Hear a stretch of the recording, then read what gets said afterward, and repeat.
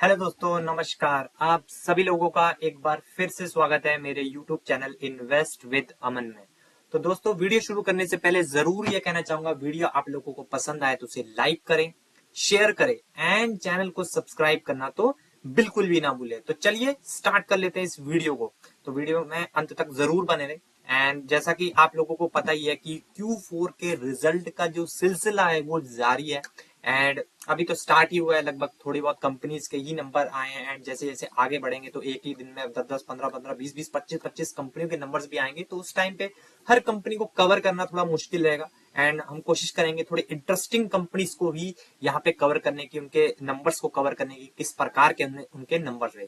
तो आज की जो कंपनी वो बहुत ही ज्यादा एक इंटरेस्टिंग कंपनी है। हालांकि आपको नाम देख के एंड उसका बिजनेस मॉडल देख के ऐसा लगेगा कि एक प्रॉपर्टी वाली कंपनी है, लेकिन वो एक रियल स्टेट वाली कंपनी तो है ही, साथ में एक ग्रोथ का कुछ फैक्टर भी है उसमें, जिसकी वजह से स्टॉक ने बहुत ही ज्यादा आउट परफॉर्म किया अपने पीयर्स को। तो चलिए कंपनी का नाम ही सबसे पहले देख लेते हैं। एंड उस कंपनी का नाम है अनंत राज लिमिटेड। आज के दिन तो आपको पता ही कि मार्केट में काफी अच्छी तेजी देखने को मिल रही थी एंड स्टॉक काफी अच्छा किया भी। लेकिन हमें एक दिन की तेजी से कोई मतलब है नहीं, क्योंकि हमें लॉन्ग टर्म इन्वेस्टर्स। तो आप देख ही सकते हैं, अगर आज के दिन की बात छोड़ दें, अगर पिछले एक साल की बात करें 41%, तो एक साल भी लॉन्ग टर्म में नहीं कंसिडर होता है। कम से कम एटलीस्ट अगर आप 5 साल देखेंगे तो 2800% के जबरदस्त रिटर्न इस कंपनी ने कमा के दिए हैं। और इसके अगर आप डायरेक्ट कॉम्पिटिटर की बात करें, डीएलएफ 5 साल में 426% के रिटर्न, गोदरेज ने 5 साल में 205% के रिटर्न दिए हैं। तो ऐसा क्या है इस कंपनी में जो इतना ज्यादा आउट परफॉर्म इस कंपनी ने करके दिखाया है? तो उसका एक सबसे बड़ा रीजन है,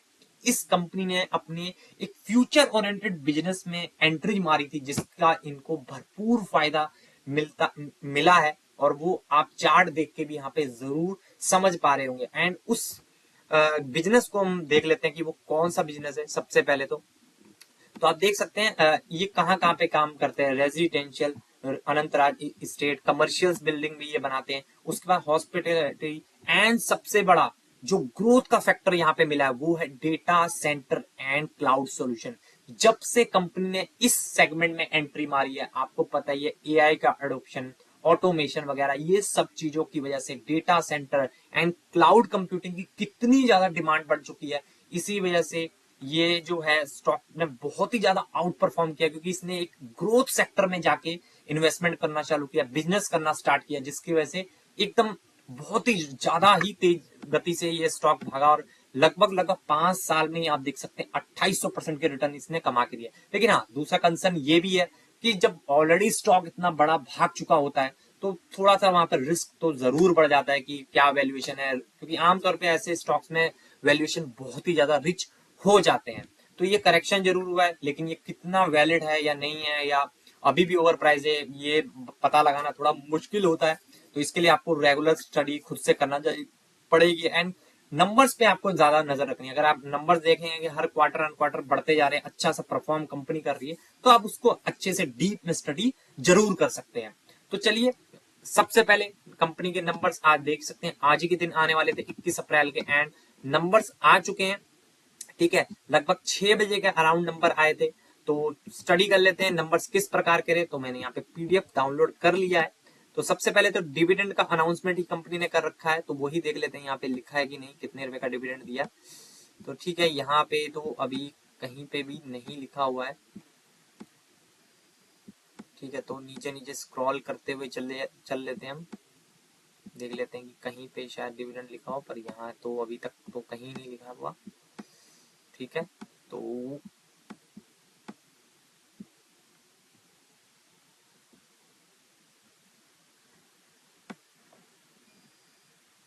सॉरी, मैंने ये पीडीएफ शायद गलत यहाँ पे ओपन करके रखा है। सॉरी, जस्ट अ सेकंड में, 1 सेकंड में डाउनलोड कर लेता हूँ इसको। ठीक है, तो वो हमने ये अनंतराज का पीडीएफ डाउनलोड कर लिया। Sorry, I am so sorry for this. तो देख सकते हैं आप, फाइनल डिविडेंड जो है कंपनी ने 0.73 पर इक्विटी शेयर, यानी कि एक मामूली सा डिविडेंड दिया है, 1 रुपये से भी कम का डिविडेंड है।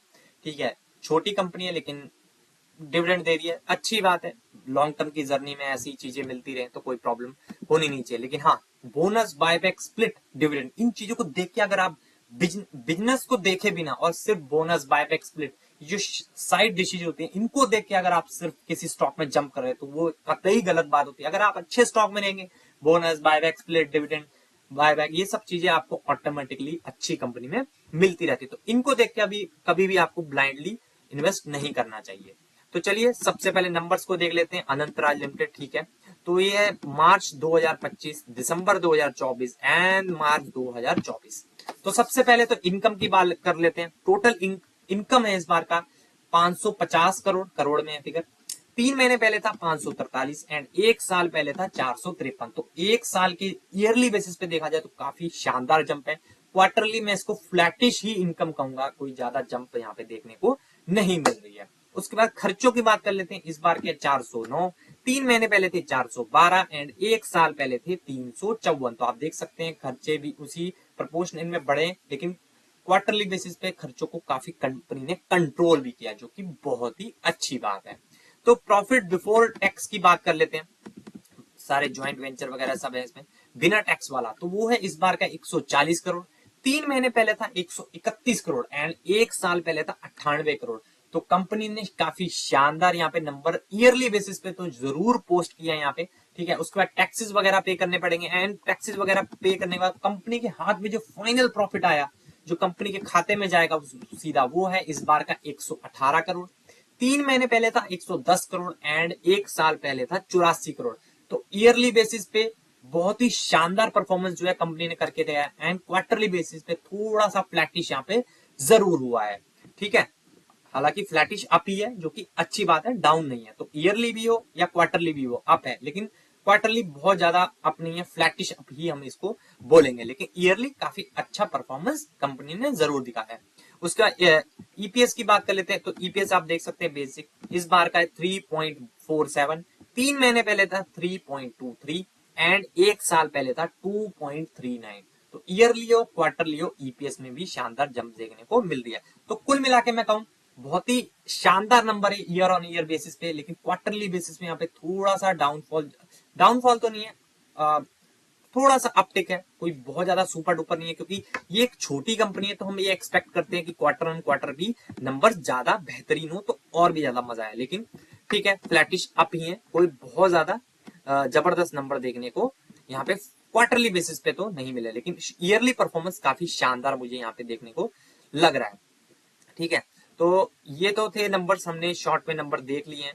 तो अगर आप यहाँ पे इसकी सब्सिडरीज भी अगर चेक करेंगे तो आप यहाँ पे आपको ठीक से देखने को मिल जाएगा, ठीक है। तो Anantraj cloud private limited, Anantraj digital private limited, Anantraj green energy में भी है, ठीक है। तो बहुत सारे अशोक क्लाउड प्राइवेट लिमिटेड, तो क्लाउड में डेटा सेंटर के बिजनेस में जब से इस कंपनी ने एंट्री मारी है तो इसके दिन थोड़े से बदलते हुए देखने को जरूर मिले, लेकिन हाँ बहुत ही ज्यादा स्टॉक भागा हुआ स्टॉक है। तो आपको थोड़ा सा डीप डाउन स्टडी करना पड़ेगा इसको कि एक्चुअल वैल्यू क्या है, तो ये सब आपको खुद से स्टडी करना पड़ेगा। एकदम ब्लाइंडली कभी भी किसी को कॉपी नहीं करना चाहिए, चाहे मैं हूं चाहे कोई भी हो, आपको किसी को भी ब्लाइंडली कॉपी नहीं करना चाहिए एंड खुद की स्टडी के बाद ही, खुद का डिसीजन लेने के बाद ही आपको कुछ इन्वेस्टमेंट डिसीजन के बारे में सोचना चाहिए, ठीक है। तो सबसे बड़ी बात, अगर आप पिछले कुछ टाइम के भी नंबर, अगर सबसे पहले तो यही देख लेते हैं कि एस्टिमेट्स क्या थे। तो Anantraj will likely report a revenue 495 crore in the Jan to March quarter. तो यहाँ पे हम चेक कर लेते हैं जैन टू मार्च के क्वार्टरली रिजल्ट में।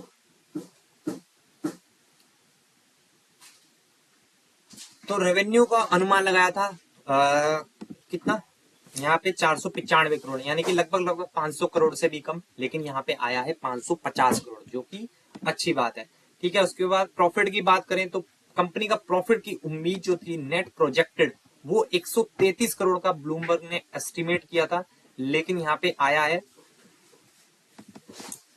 ठीक है, profit for the period 118 crore. तो यहाँ पे रेवेन्यू के टर्म पे तो अच्छा किया है कंपनी ने, एस्टिमेट को बीट किया है, लेकिन जो नेट प्रॉफिट है उसके बेसिस पे थोड़ा सा डाउन टिक यहाँ पे जरूर देखने को मिल रहा है। तो मिक्स रिएक्शन ही मैं यहाँ पे कहूंगा, ये कल देखने वाली बात होगी कि किस प्रकार से मार्केट जो है इस पे रिएक्ट करता है, क्योंकि रेवेन्यू के टर्म में अच्छा किया है, लेकिन प्रॉफिट के टर्म पे थोड़ा डाउनग्रेड यहाँ पे जरूर हुआ है, थोड़े से कम नंबर जरूर आए हैं कंपनी के।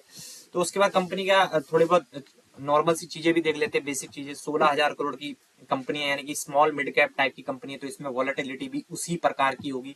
अगर आप चार्ट में यहाँ पे देखेंगे भी इस पीरियड में, तो कितना ज्यादा क्रैक हुआ है, लगभग 40 से 45% ऐसे ही उड़ गया। अगर आप देखें जनवरी 2025 से अप्रैल, यानी कि 2-3 महीने में ही मात्र 44-45% डाउन हो गया। क्योंकि देखिए, जो स्टॉक 5 साल में 2800% भागेगा, वो क्रैक भी उसी हिसाब से होता है। उसके बाद स्टॉक भी आप 44 का है, इंडस्ट्री भी 32 का है, तो इंडस्ट्री भी से महंगा ही है।